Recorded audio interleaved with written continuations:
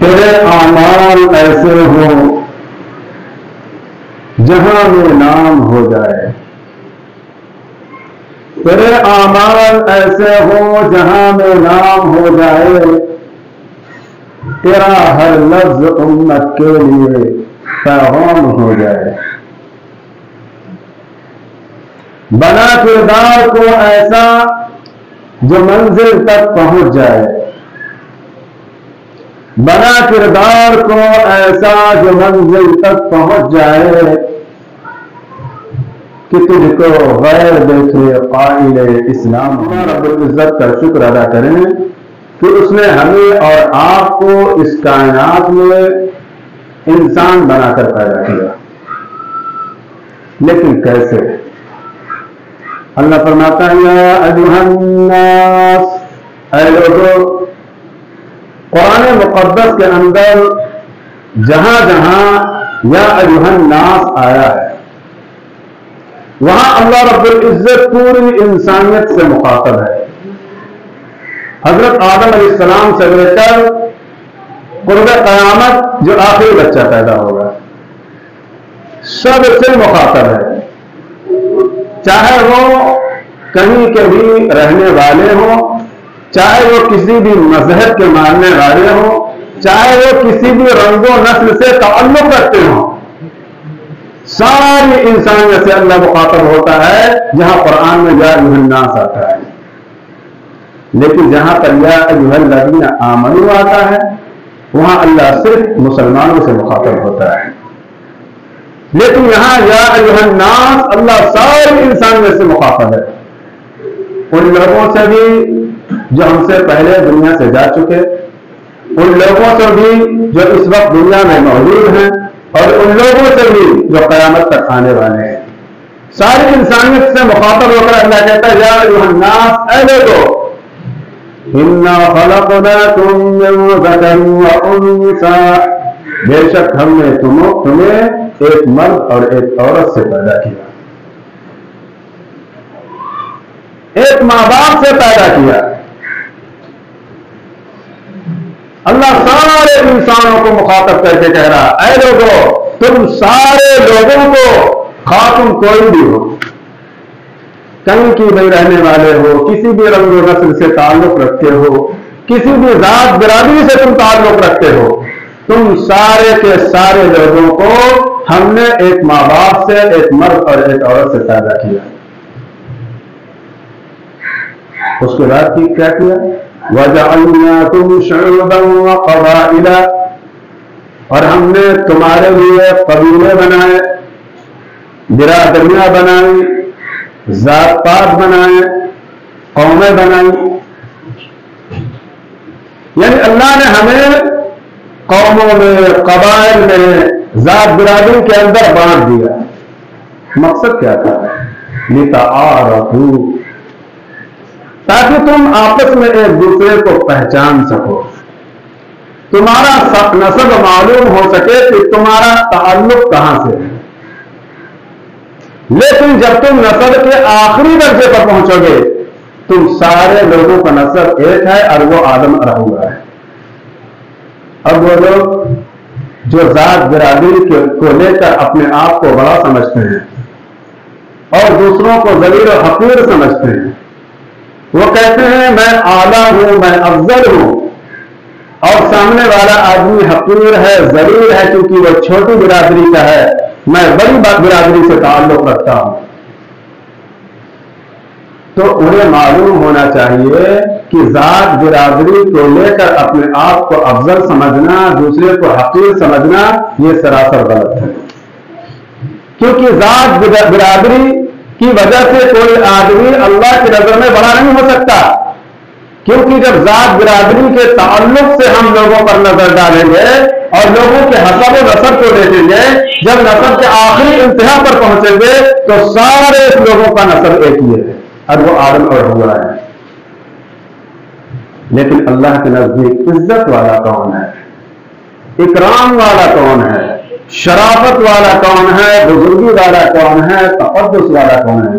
تو اللہ فرماتا ان اکرمکم عند اللہ اتقاکم، بے شک تم میں اللہ کے نزدیک عزت والا، شرافت والا، بزرگی والا، فضیلت والا وہ شخص ہے اللہ کے نزدیک جو سب سے زیادہ متقی اور سب سے زیادہ پرہیزگار اور سب سے زیادہ اللہ سے ڈر کر زندگی گزارنے والا ہے. وہ آدمی اللہ کے نزدیک عزت والا ہے. اب اگر کوئی آدمی سید ہو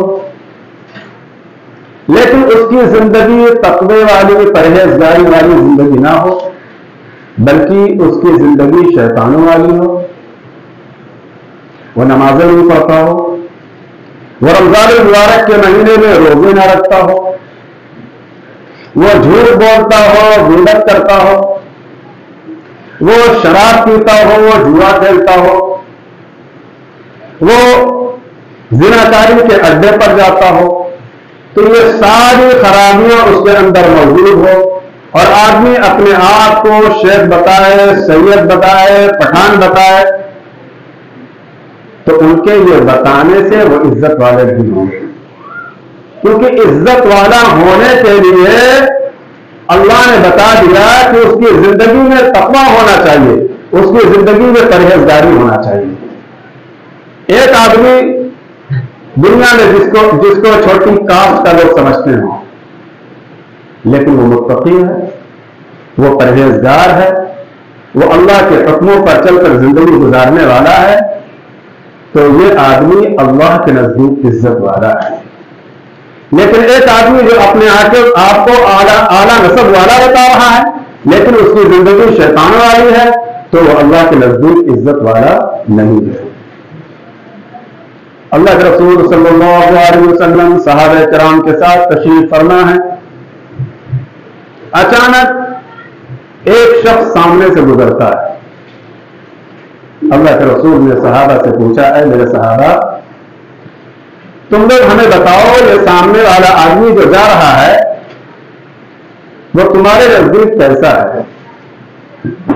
صحابہ کرام نے عرض کیا، اللہ کے رسول ایک غریب فقیر آدمی ہے، اگر کسی کے گھر میں اپنے نکاح کے لیے پیغام بھیجے تو قبول نہ کیا جائے، اور اگر وہ لوگوں سے بات کرنے کے لیے متوجہ ہو تو کوئی اس کی جانب توجہ نہ دے. یہ فقیر غریب آدمی ہے.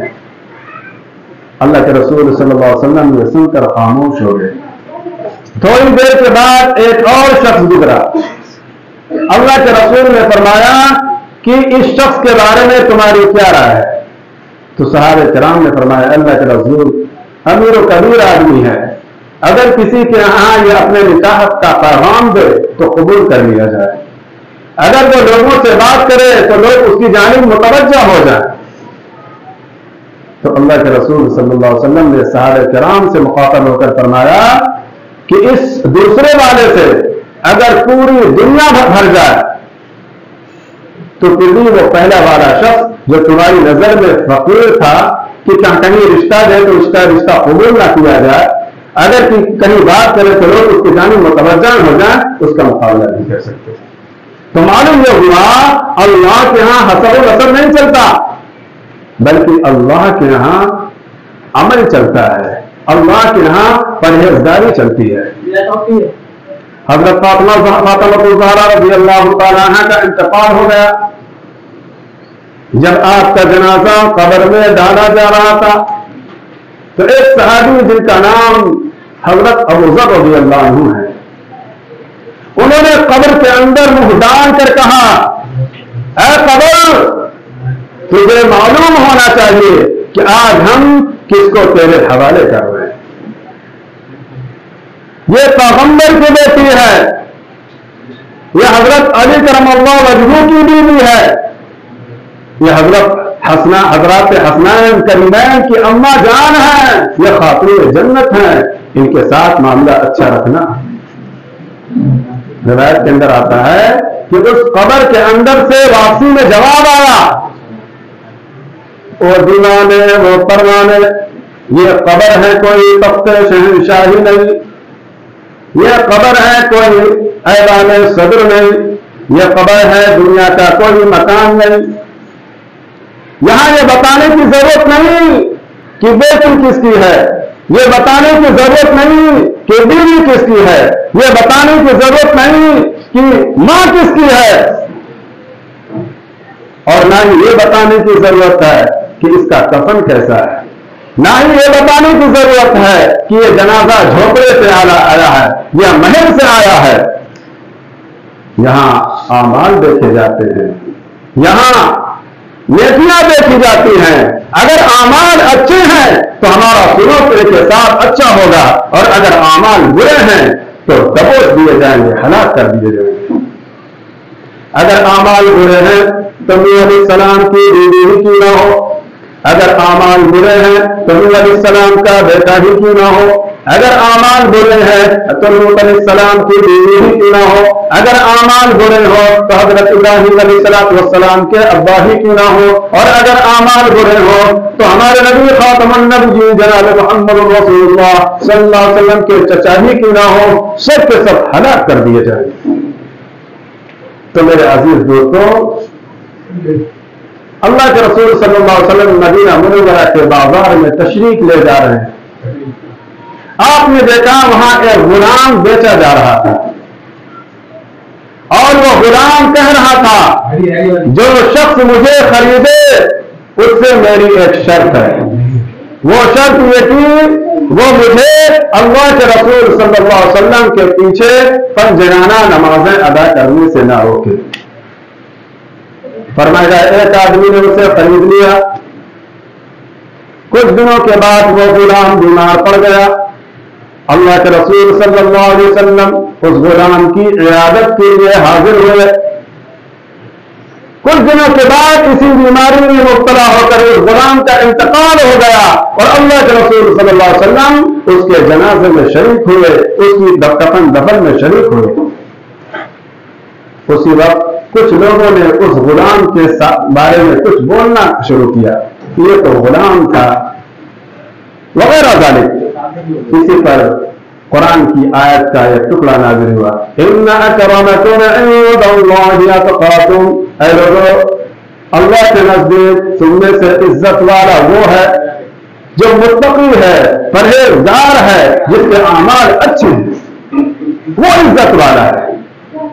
غلام ہونا یہ ذلیل فقیر ہونے کی کوئی علامت نہیں ہے۔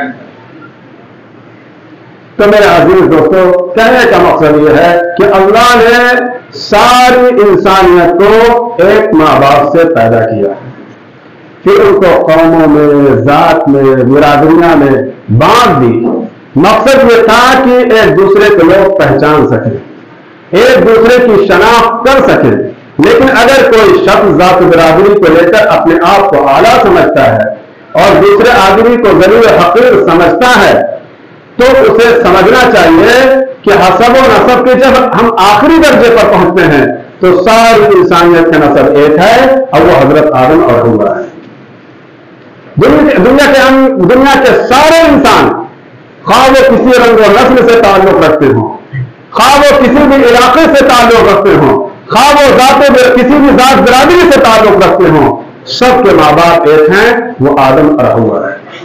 اور اللہ کے نزدیک عزت والا وہ ہے جو اللہ کے حکموں پر چل کر زندگی گزارے، نبی علیہ الصلوۃ والسلام کے طریقے پر چل کر زندگی گزارے۔